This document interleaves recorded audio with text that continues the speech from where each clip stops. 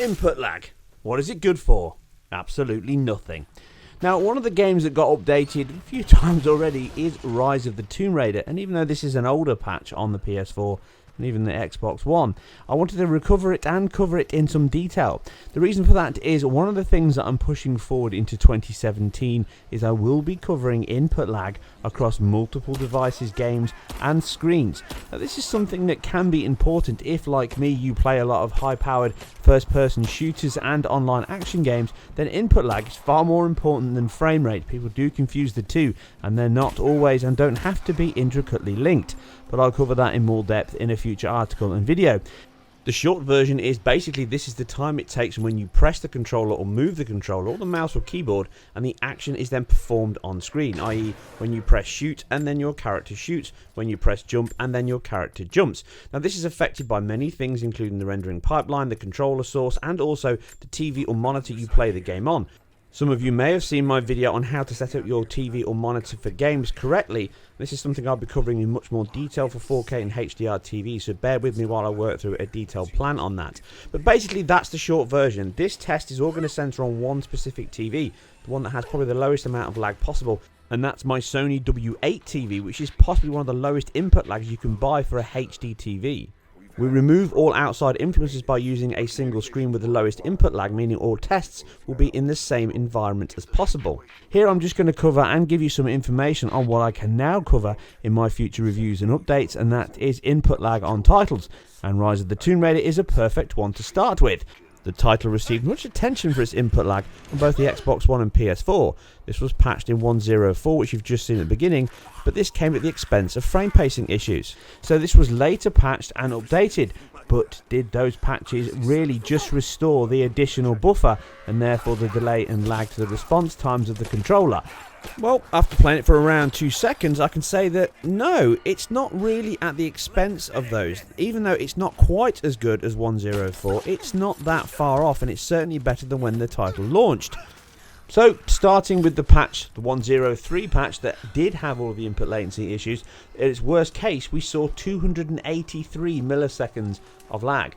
Now, that includes the screen. Now, beyond this, I will not be including the screen because there's too many variables depending on what you're playing this on and how your screen is set up. I'm testing all these on my Sony screen, which is the best and lowest input lag, I think, of any HD screen, around 15 milliseconds. So that means we're getting 267 milliseconds at its worst point on the PS4. That's a hell of a lot of lag. But it averages out around 242 milliseconds across multiple tests, so you're getting a pretty long delay. Now that means that you can feel that in play both with the camera movement and the animation system.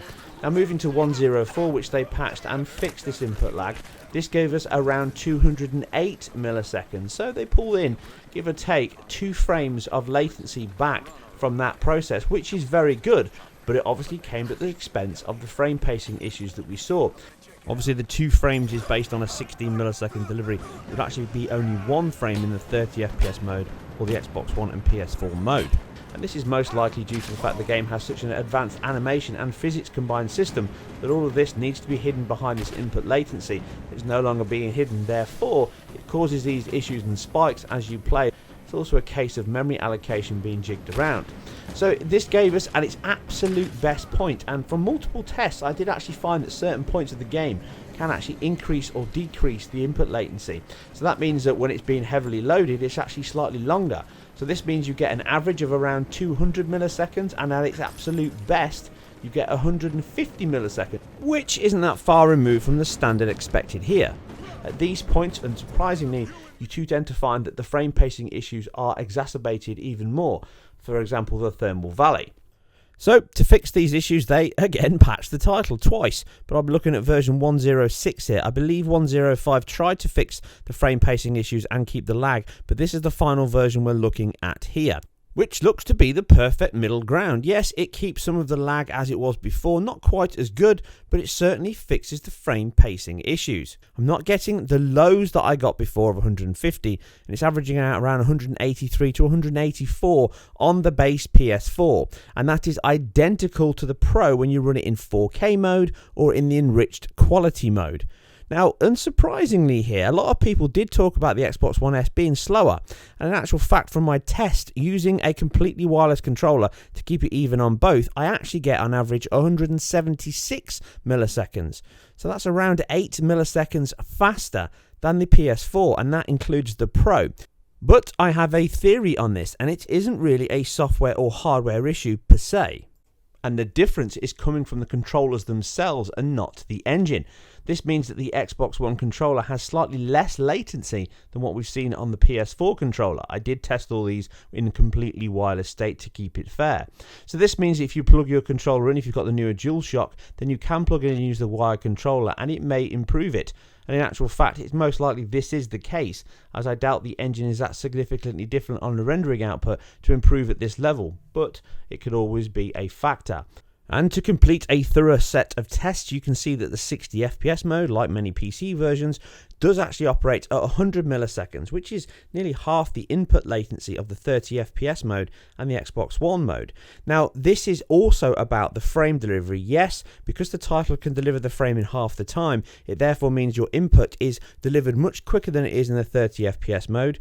And on top of this, you also have to remember that the actual engine loop itself and the rendering loop is greatly reduced. Therefore, you end up with a much faster process, lower memory use and resource allocation to present the frame. Therefore, all of this connects to create the rendering loop and the input loop, and this is why you see a difference and feel a difference in titles such as this. It's not always about just what is presented on screen, but also how it feels in your hands. Even though you may not be obviously aware of this, it actually does make an effect on how the game feels, plays, and the enjoyment.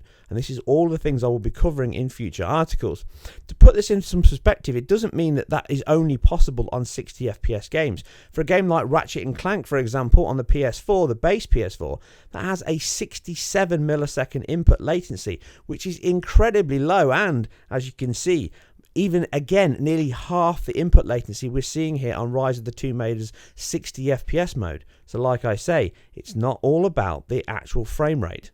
Anyway, I will cover that and much more in future articles, and like I say, in all my forthcoming reviews and analysis and patches, I will be covering this aspect to give you more information. And this is just a brief taste of the kind of updates and in-depth technical analysis I will be adding to bolster my website and channel in 2017. But I always need you guys to give me even more feedback and thoughts on what you want me to cover and what you want me to look at. And one of the things you can say is, did you find this useful, and is it something that you find that you could benefit from in future videos and articles?